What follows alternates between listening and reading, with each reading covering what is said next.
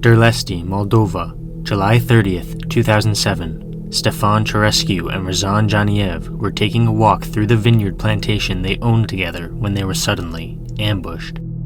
A man wielding a hunting rifle abruptly emerged and fired a round into Stefan's throat, killing him almost instantly. He then fired a round into Razan's chest, fleeing the scene of the crime immediately afterwards. Luckily, Razan managed to survive the ordeal, but he was forced to live the rest of his life in the absence of his friend and business partner. Shortly after the attack, a man named Andrei Crashun was arrested. During the trial, Razan was brought to the stand to testify, and he stated that he had never seen Andrei before the trial, indicating that Andrei was not the killer. Despite this, Andrei was convicted of the murder of Stefan in 2009 and was sentenced to 21 years in prison. It wasn't until 2012 when the Supreme Court of Justice ordered a retrial that Andrei was finally acquitted. There had been no incriminating evidence, and the court ruled that he had been wrongly convicted of the murder, which resulted in a payout of 1.5 million lei as compensation. In the aftermath, Andrei reported that the Chisinau police chief, along with the commissioner and a police officer, used torture in an attempt to get him to confess to the murder. He never cracked, and he maintained his innocence throughout the entire ordeal. Unfortunately, this is not where the story ends. In 2009, a person was found dead in their car at a vineyard with 4 gunshot wounds. The killing bullet had gone through the victim's head. That wasn't the only attack in 2009 either. A different person was in their car at around 3 a.m. when he was shot by an unknown assailant. This victim managed to escape and they survived the attack, albeit with a great deal of trauma. When he reported the attack to the police, they found that the perpetrator had also stolen a tape recorder from the car. Their theory was that the victim had only managed to survive because the attack had occurred in a residential area, whereas the previous attacks had been conducted at isolated vineyards. Nothing more would happen in the case until September 10th of 2010, when a red car was discovered off of a highway near Chisinau. There were 2 dead bodies outside the vehicle, both of them having been shot to death. One was 18-year-old Mariana Jimbe, and the other was her boyfriend, 31-year-old Valerio Croituro. Due to the location of the bodies being outside the car, the police determined that the victims must have either tried to flee the scene and were killed during the attempt, or they were shot first and the killer moved their bodies afterwards. Valerio was face down while Mariana was completely nude. It was this double murder that finally sparked public interest in the case. People began to realize that they had a serial killer on their hands, and what's more is that Andrei Crashun was still in prison at this point in time, meaning that it couldn't have been him. In November of that year, a couple was threatened by a man wielding a rifle while in their car, but the man never discharged the weapon. The police theorized that the perpetrator had let the couple live because they had been in a residential area. The public was now aware that they were plagued with the existence of a serial killer, but their awareness did not deter him. On April 1st of 2011, the police discovered 2 dead bodies in a car at St. Andrew's Monastery in Derlesti. 19-year-old Ili Raku and 15-year-old Olga Kaslaru had been shot to death. Ili had been the driver of the car and he had been shot twice, then placed in the trunk. Olga had been shot once in the head and was found half naked. Part of serial killer psychology is the fact that psychopaths not only enjoy the atrocities they commit, but their perverted desires are also insatiable. Psychopaths have a desperate psychological need to up the ante. The Derlesti maniac was no different. His attacks were now becoming more frequent, although the increased rate also had the side effect of making him more sloppy. Only a month after the murders of Ili and Olga, a couple was sitting in their car when a man charged toward them and used the butt of his rifle to smash open one of the windows. He fired into the vehicle and then fled the scene. The woman in the car was unharmed, and although the man had been hit in the back, the wound was not fatal and he managed to survive. Only 2 months later, the killer's appetite once again became too much for him to ignore. The killer broke into a man's home and shot the homeowner 4 times in the back, then fled the scene. The homeowner survived, and the authorities knew that this had been the latest work of their serial killer. Due to the fairly consistent modus operandi and the bullet wounds having been made by the same weapon, the police knew beyond the shadow of a doubt that there was only one person behind these attacks. They had several suspects in the case. First, a former soldier named Alexandru Miron became a suspect after he murdered his own wife, Angela Miron, by shooting her twice with a hunting rifle in an eerily similar fashion to the murders of the Durlesti maniac. This murder was committed on August 3rd of 2011, only a month after the Durlesti maniac's final known attack. Miron's motive for killing his wife was to be able to start a new life with his mistress. According to the police, Miron fit the psychological profile of the serial killer. He was sentenced to 23 years in prison for murdering his wife, but the prosecutors were never able to provide any substantial evidence to connect him to the rest of the murders. The rifle he had used on his wife was never found. The second suspect was a mentally disturbed murderer named George Inculet. Inculet had killed his own sister and her 2-year-old child, which resulted in him being admitted to a psychiatric hospital. He escaped the institution on April 11th of 2007, shortly before the murders began. However, the police discovered that Inculet had died just 2 days after his escape from the hospital, which ruled him out as a suspect. To this day, the Durlesti maniac's true identity remains unknown. He was described as having short brown hair and was between 35 and 40 at the time of the murders. He wore military clothing and boots with short laces. He had an athletic build and wielded his rifle with confidence. According to witnesses, he repeatedly used the word suka, which means bitch in Russian.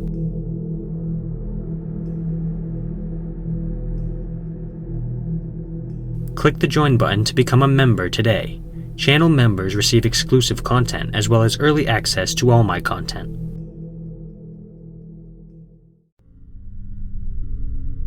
A woman who is only known as Mrs. Chang lived in the Hung Yip building on Wan Chai Road in Hong Kong. She lived next door to two people, 68-year-old Dai Tai Sen and Tai Sen's 40-year-old son, Wu Chu Ming. The neighbors were good friends and would often play cards and have meals together. Tai Sen was a dedicated Buddhist who would often burn incense in her apartment. On August 6th of 1974, Chang mildly scolded Tai Sen for burning her incense early in the morning, which had been a nuisance. That was the last time Chang ever saw her neighbor. She found it very odd that all communication had suddenly been cut off, so she rang the doorbell in an attempt to make peace with Tai Sen. There was no answer.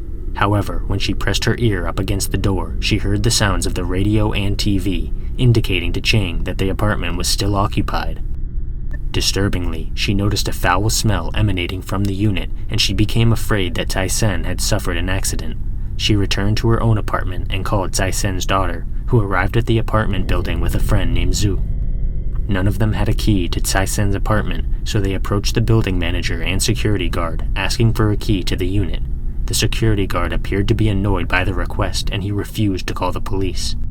Tai Sen's daughter walked across the street to a store and borrowed their phone, from which she called the authorities. It's important to note that Chang and Tai Sen's daughter were not overreacting to a bad smell. Numerous other residents of the apartment building had also complained about the odor, but the building manager and security guard had done nothing to rectify the issue. In fact, they told the residents that the smell was normal. Shortly after the call had been placed, 2 police officers arrived at the building. After they experienced the smell for themselves, they agreed that something was wrong. Despite being confronted with the police, the manager and security guard still refused to open the apartment door. This forced the police to call the fire department, and a firefighter used an axe to break the lock and gain access to the unit. With the door open, the stench became even worse, and several other residents in the building had to wait outside with their noses covered. The police and firefighter entered the apartment and noticed some very unsettling details almost immediately. The apartment was in a state of total disarray. There were objects strewn across the floor and furniture, giving the appearance that someone had torn the entire unit apart. There were also bloodstains on the bathroom door. When the police saw this, they immediately suspected a murder, and their suspicions were confirmed when they forced the door open and caught a brief glimpse of the bloody body of a woman near the toilet. Due to the intense smell of decomposition, they had to shut the door in order to stave off the odor. However, the police knew they had to face the smell, seeing as it was their job. They steeled themselves for the task and then opened the door again. This time they saw a second body next to the toilet. It was a man, and he had his knees bent. The woman was facing the ceiling with her back against the man. The police identified the bodies as Tsai Sen and Chu Ming.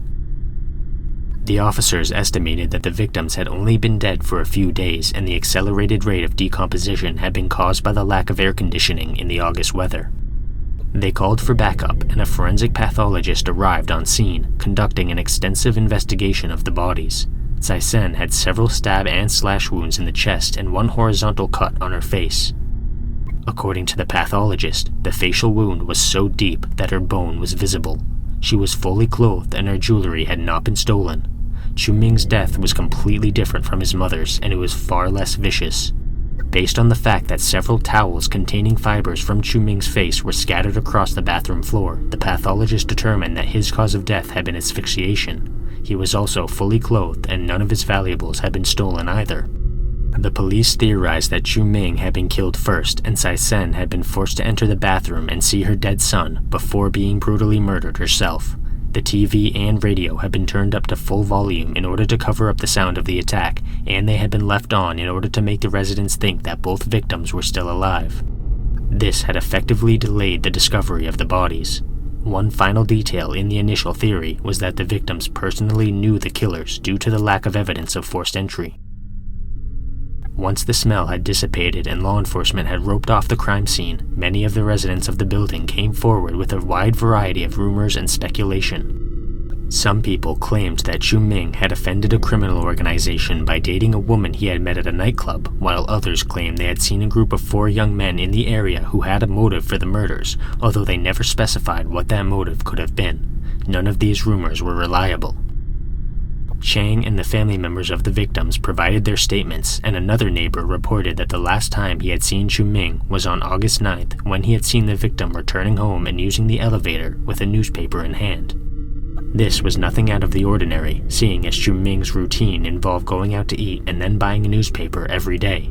During the search of the apartment, the police found a total of 10 newspapers, the most recent being dated August 9th, which corroborated the neighbor's account. The calendar in the victim's apartment also had each day marked off, but August 8th was the last day marked, an eerie sign that the murder had occurred on the 9th. When the police questioned the security guards about any suspicious people they may have seen entering the building on the 9th, the guards were just as unhelpful and dismissive as they had been before. They claimed that they either didn't know or couldn't remember. Tsai Sen's sister told the police that Tsai Sen usually kept a lot of cash in her apartment, and there were only a few coins left in the unit, meaning that the motive had likely been financial. Furthermore, she reported that Tsai Sen had been the mistress of a wealthy businessman named Wu. Wu had passed away 10 years before the murders, and his will gave Tsai Sen some of his money and property, which had upset his wife. According to Tsai Sen's sister, Tsai Sen had purchased some apartment buildings on Lantau Island and charged monthly rent in order to make ends meet. It was also rumored that she partially owned the Hung Yip building. Chu Ming, on the other hand, had been an accountant before he was laid off due to being out of work with kidney stones. He had married a woman named Chan in 1970, but they had divorced 2 years later because they had different interests. He moved in with his mother shortly after this divorce. According to Tsai Sen's sister, Chu Ming had been a womanizer who spent a lot of time in nightclubs, wasting his mother's money. The Tsai Sen sisters had actually become somewhat estranged from each other due to Chu Ming's divorce, after which Tsai Sen's sister told Tsai Sen to allow Chan to stay in their family, which Tsai Sen refused to do. According to residents of the Hung Yip building, Tsai Sen was snobby and only acted friendly to those she considered to be rich. She ignored people she perceived as poor and was not very well liked amongst the other residents. Chu Ming was much better liked and got along well with far more people than his mother. Despite the previous belief that the murders had been financially motivated, the police believed that they could have been personally motivated. If nobody liked Tsai Sen, then it stood to reason that someone had murdered her as a way to satisfy their grudge. The police conducted countless interviews with neighbors, family members, and friends. It was revealed that Tsai Sen had received a phone call only a month before the murders, but her sister had picked up instead. The man on the other line had threatened to murder Tsai Sen's family if she didn't give him 7,000 Hong Kong dollars. When her sister questioned her about the situation, Zai-sen went pale and refused to speak about it. The day after this, another call was placed at Zai-sen's apartment, but Xu Ming answered. When the caller realized that it wasn't Zai-sen on the other line, he hung up. Throughout the next few days, Zai-sen told her friends and family that she was being followed by an unknown man who had placed several threatening phone calls to her. When she changed her phone number, the calls only stopped for a few days before starting back up. After this, the caller allegedly dropped his price to $6,000 and threatened to murder Xu Ming and Zai-sen's mother if she didn't obey. She called the police, but they dismissed it as a prank. The calls stopped after she contacted the police, but the murder occurred only a month later. The case eventually went cold after the investigation stagnated.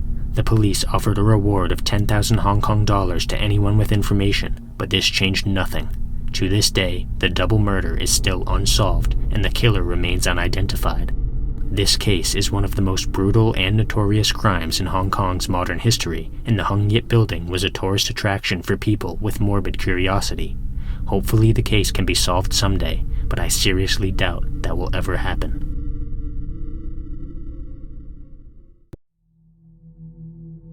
On September 7th of 2014, Father Mario Pulcini found the bodies of two nuns in a convent in Camanche, Burundi. 83-year-old Olga Rascieri and 74-year-old Lucia Polisi had been murdered from inside the walled and guarded missionary compound in Burundi's capital city of Bujumbura. The killers had dressed themselves in choir robes in order to avoid raising suspicion, then waited for the nuns to return, at which point they slit their throats and used a stone to bash their heads in. Once the bodies were discovered, the missionaries contacted the police, who arrived on scene very quickly.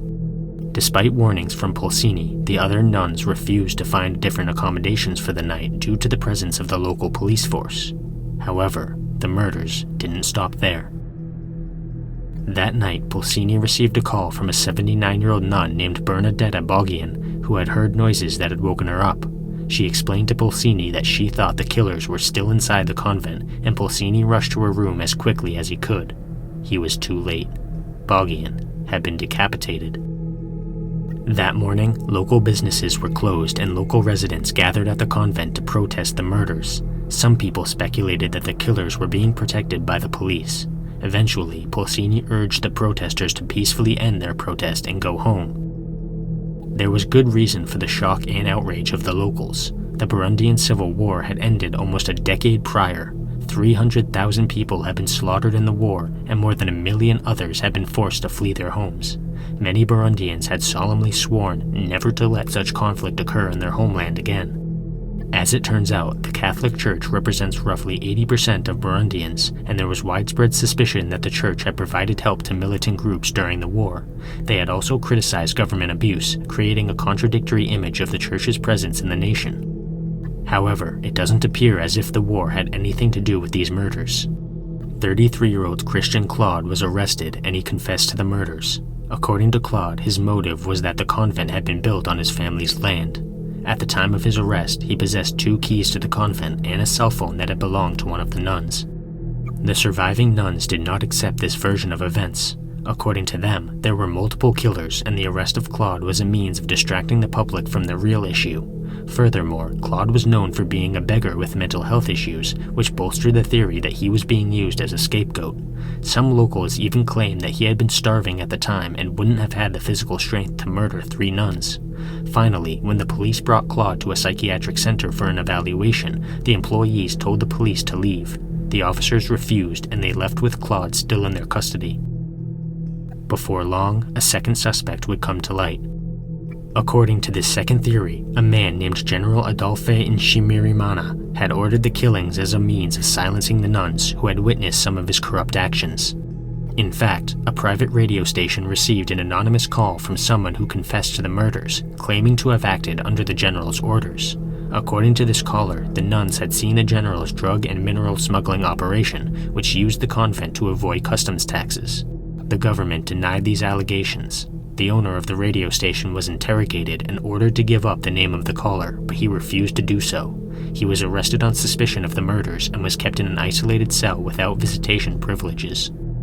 However, the owner's popularity in Burundi caused the authorities to release him on $9,500 bail on February 18th of 2015. Despite being released from prison, his charges were not dropped and he fled the country. Not long after this sequence of events, Christian Claude had a psychiatric evaluation performed and he was placed in an asylum. In April of 2015, another anonymous caller confessed to the murders on a radio station. He claimed to be a hired killer who had been operating under the orders of Zavirian father Claudio Marano. Marano denied this allegation. After this, the public began to pressure the authorities to conduct a more thorough investigation, but that would have to wait. At the time, Burundian President Pierre Nkurunziza began campaigning for a third term in office, which violated the country's constitution.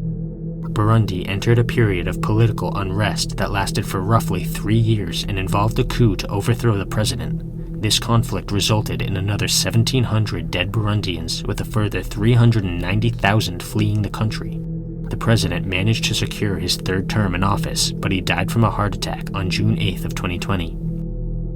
Once this political conflict began, there was virtually no hope that the murders of the nuns would ever be solved.